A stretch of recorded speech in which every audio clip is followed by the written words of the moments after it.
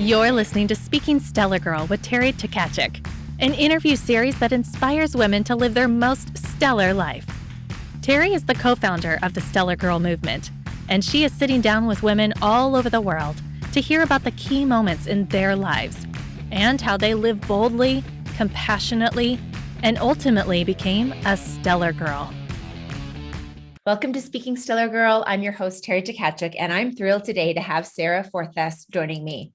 Sarah is a Wisconsin-based influencer who has created a stellar community of followers who adore affordable fashion, a little laugh, and all things pretty. A former model in the Miami fashion industry, now a stay-at-home mom and a content creator, she's found her passion in sharing tall fashion, the Wisconsin lifestyle, and tried and true products she shares and loves. Sarah and her family are living their most amazing life and working towards building a forever home on the lake. I think we all want a home on the lake, somewhere near the water, right? Absolutely. So welcome, Sarah. Thank you so much for joining us on Speaking Stellar Girl today. Thank you so much for having me. So I'm thrilled. We met through a mutual friend, which I love, which is how great connections always start. So let's go a little bit because our listeners want to learn more about you. Before you started to stay home with your son and decided to be a full-time content creator, what were you doing before that, just before you got into this social media life? A lot, I guess. A lot builds up to this point. Yeah, of course. At the beginning of college, I was living in Miami, actually. I was modeling in the Miami fashion industry. I spent about 4 years just doing that. And that had been my dream for a long time. I actually hadn't quite finished college yet, but I put that on hold and I packed up all my stuff and flew to Miami and pursued that dream, which was the best thing that could have ever happened to me. The hardest and best thing that could have happened to me at that time. And my family was so supportive. I was 22 years old. I'd lived with my parents my whole life, and my mom helped me find an apartment, move down there, and just all my eggs in one basket, I guess you could say. But you did it and you made it. I did it. And that was, I think, just what I needed. It's funny how you learn a lot in college, and I finished my degree later on, but I learned so much more living on my own and learning how to navigate the real world and a hard world, which is the modeling industry, obviously. Of course. Yeah. Very difficult one. So you had an agent down there? Yes. So I flew down, met with a photographer, and he introduced me to the agencies down there, and I got signed right away. And 2 months later, I was moved in to Miami, which was a culture shock, to say the least, coming from Wisconsin. Yeah, heck yeah. Anything's a culture shock coming from Wisconsin, as we've both learned. That's true. Miami, specifically South Beach, where I lived, was just something that you see on TV, and it just doesn't seem real until you're there and you're like, oh, this is real. This is what people do every day. But it's exciting and new, and you had that was a whole life experience, and that's what makes us us, and what makes us unique is a culmination of our life experiences. And you had a beautiful, amazing experience in Miami. Do you still get to go down there a little bit? I actually have not been back since I moved away. It's on my list of things to do. I definitely want to. But it's been probably almost 12 years, which is just crazy to say. That makes me feel old. It's changed so much. Yeah, it's just a totally different place. I have a lot of friends that are still there. So hopefully that's on my bucket list to get back there soon. That's awesome. So did you do runway work, print, commercial, swimsuits, fashion, obviously? Yes, I did all of that. I would say the majority of what I did was runway. I'm 5'11", so being tall was always, I heard my whole life, you should be a model, you should be a model. And I was like, and you went out and you did it. And I did it. It was fun.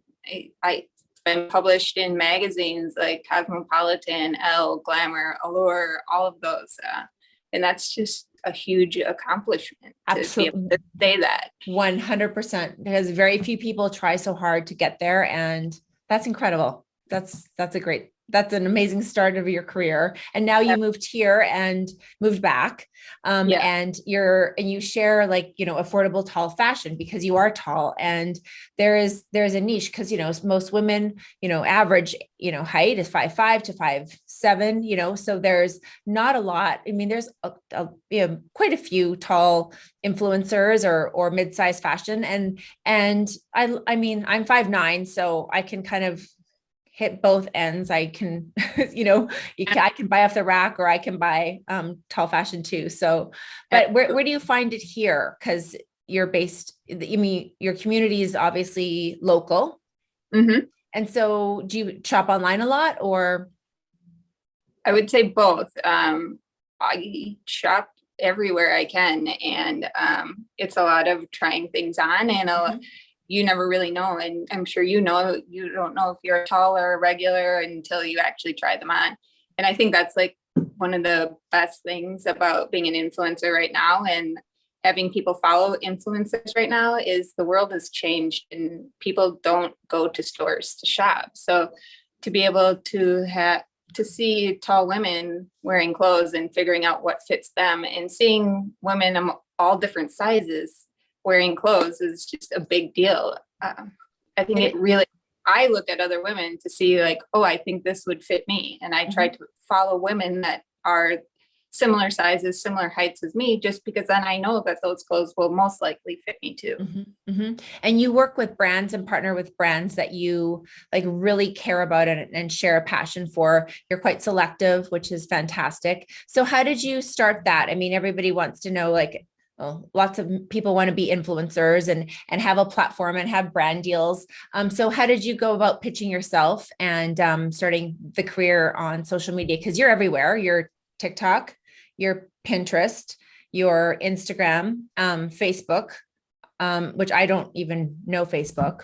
But I need, yeah, but I, you can build businesses on there and people obviously are very successful at it. So how do you manage all of that? And how did you start pitching these brands? It's hard. It's not something that just falls into your lap. It's a lot of work. It's a lot of hours. It's a lot of taking pictures and being consistent and showing up. I've reached out to many brands that I love and I believe in.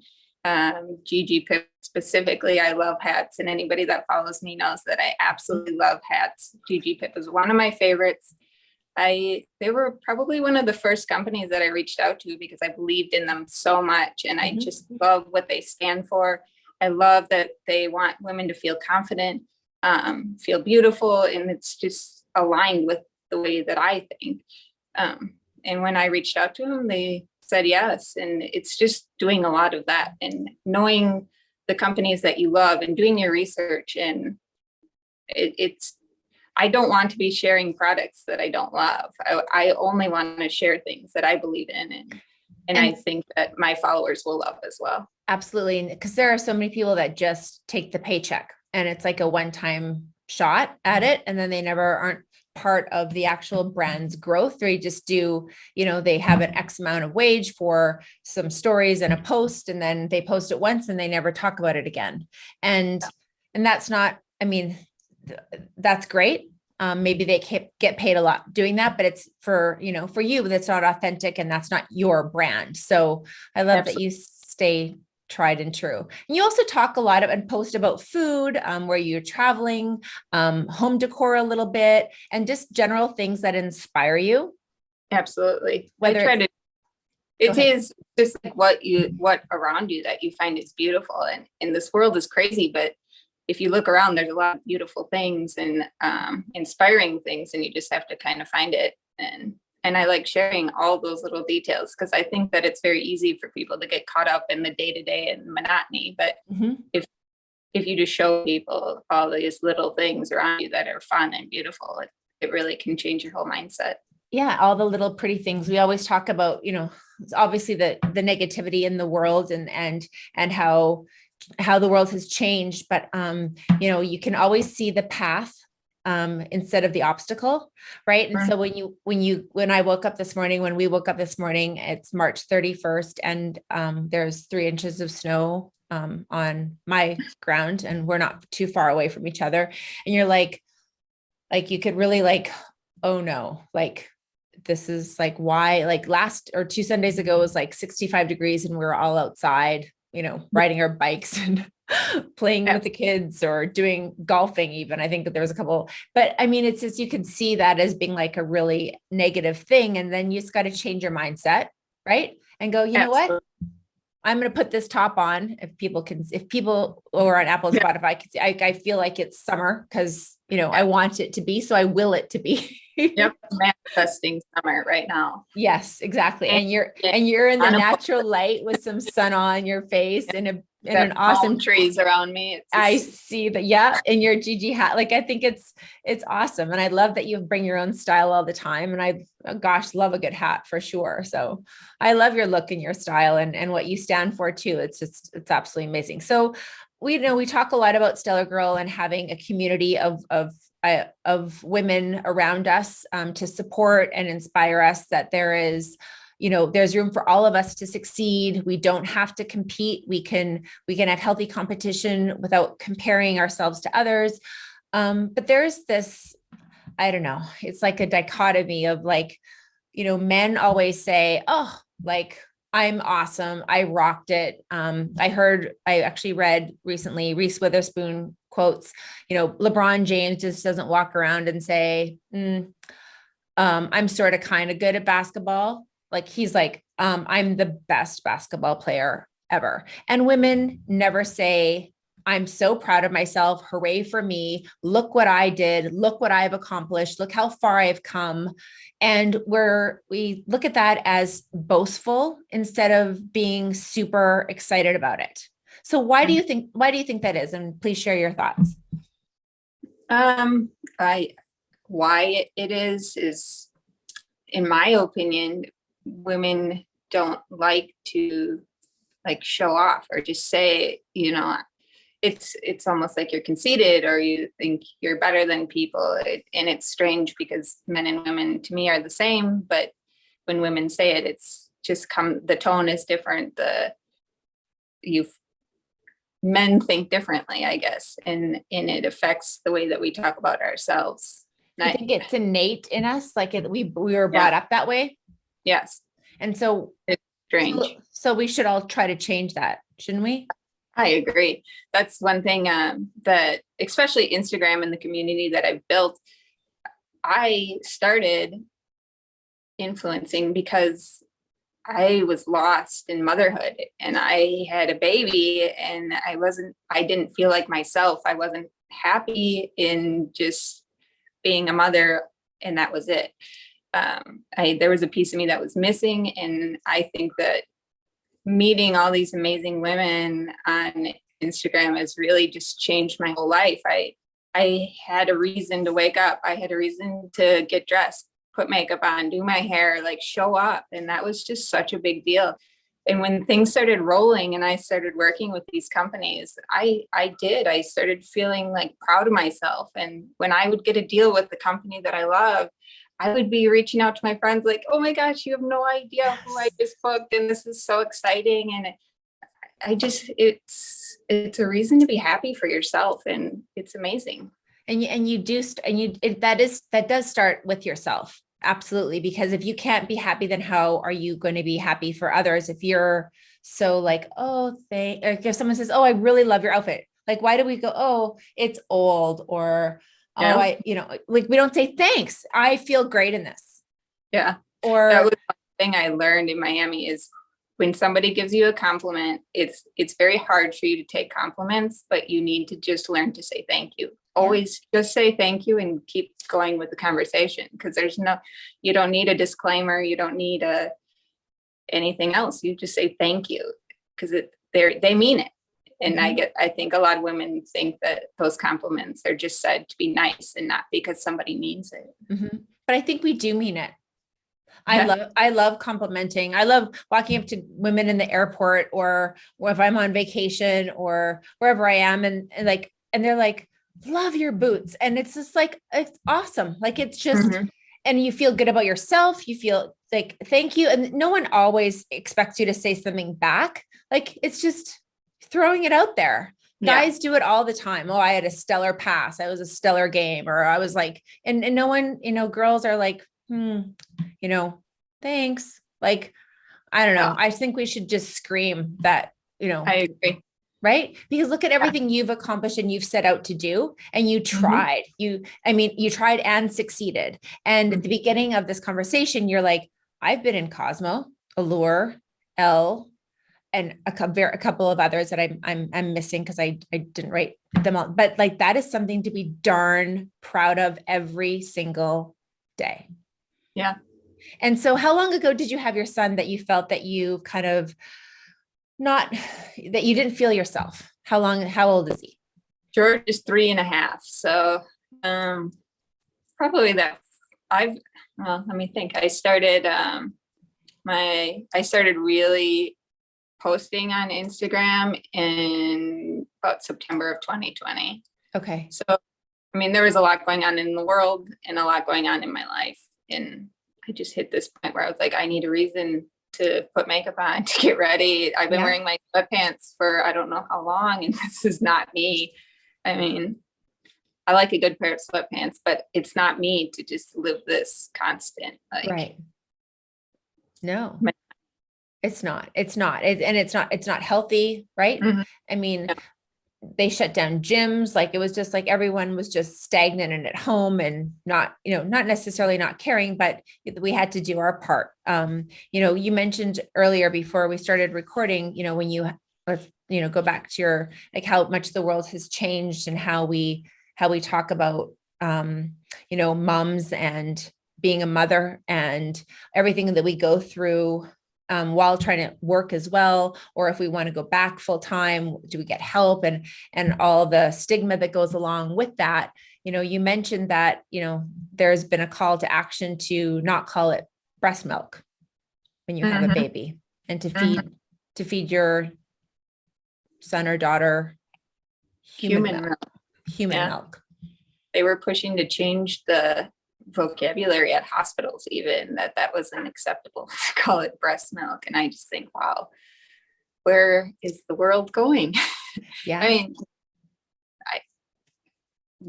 Where does it come from? Are we calling it cow's milk? We call it almond milk. We call it breast milk. It just makes sense. It comes from women. Women have babies. Yeah. There's no men that can have a baby yet. So not that I know of. But. No. So we've got breasts and we have breast milk, and and if we're able to feed our child with our breast milk, great. Formula, like, there shouldn't be any judgment, of course, but just the fact that they wanted to change that, or who is just, somebody was offended, and it's offensive, I guess. And it's interesting just because women fight for so much already. So just to take something away that's so beautiful, and it's given to us as a blessing to be able to do if you can, and then to try to take that away or change it, you just don't understand. Yeah, it seems wrong. It does. Yeah, it seems wrong. Absolutely. We all live in Wisconsin. We know it's like the state of lakes. There's lakes everywhere. I love going up to Door County. It's one of my favorite little spots to visit in the summer. I always tell everyone, I'm like, if you haven't been to Door County, like, it's so quaint. Yeah. It's so quaint. There's beaches, but there's not. There's hidden gems everywhere. The lake life in Wisconsin is amazing because it's not like, Wisconsin's not that populated. There's only 5 million people in this whole state. So you can get on your boat. You're not fighting for, space on the bay. You're not fighting for space on the lake. And so that's so exciting that you want to, like, I want to wake up and look at the water. And so do you, right? Absolutely. My husband's aunt actually runs Stone Harbor up in Sturgeon Bay. So we spend a lot of time up there. Being on the water is just something I knew I liked it. My husband really needed to live on the water. That was his goal. And now it's our goal. There's something calming and peaceful just about being on the water. And Wisconsin has something that not many other places have. And just the waterways is something that we take for granted. I think a lot of people around here, because around here, it's everywhere, but you kind of forget about it, and you just have to take advantage of. Absolutely. Like not everyone can live in Miami or, in New York, in Montauk or the Hamptons or out in California on the ocean, but lakes are beautiful. Freshwater, it's gorgeous. You can even surf in Sheboygan. I hear it's like and kiteboard and do all those amazing, and people don't think of Wisconsin as a touristy destination, but I think we should get it on the map because there's amazing nuggets everywhere. And so it's all year round too. It's winter, it's summer, every season there's something to do. It just creates this whole world that to have so many activities and fun things to do. Yeah, absolutely. I love hearing about like how you got to where you are and where you're going and all these exciting things for, we will make sure that everything's tagged when we post and everyone has the right handle, but go ahead and plug yourself. Where can we find you? I am at Sarah George Frank on Instagram and Pinterest and TikTok and Like to Know It, all of the above. So all the above. It's all this. Pardon me?